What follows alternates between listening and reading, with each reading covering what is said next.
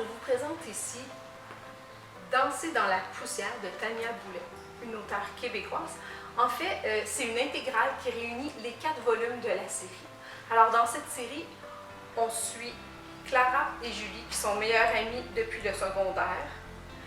Une est passionnée de théâtre, l'autre de danse. Alors, elles se rejoignent souvent sur scène, comme vous pouvez le voir dans l'image ici, pour faire équipe. Alors, elles vivront toutes sortes d'épreuves ensemble, envers et contre tous, et elles essaieront de rester fidèles à leur passion et à elles-mêmes. Alors, c'est vraiment une très belle histoire que nous vous conseillons très fortement de lire. Comme 4e suggestion de lecture, je vous propose Le voleur de cœur de Madame Arrow.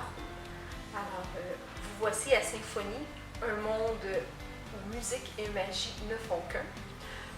Tous les gens sont nés avec un instrument de musique donné à la naissance. Cet instrument de musique est par contre aussi une arme enchantée. Alors, il va sans dire que les clans se font la guerre.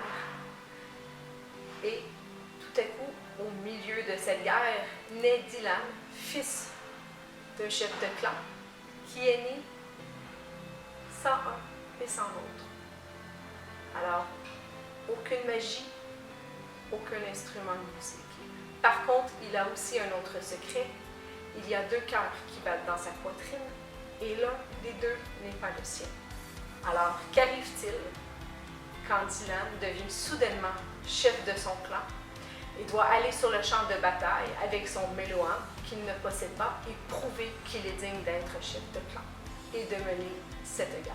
Alors, ma dernière suggestion est un documentaire sur le street art et le graffiti par Raphaël Scatter.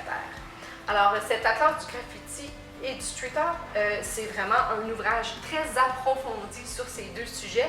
Alors, on y parle de plusieurs artistes. Il y a plus de 25 pays qui y figurent. On montre les influences multiples, que ce soit le spray can art, le Picasso brésilien, le pop art, le land art américain, les pochoirs politiques argentins.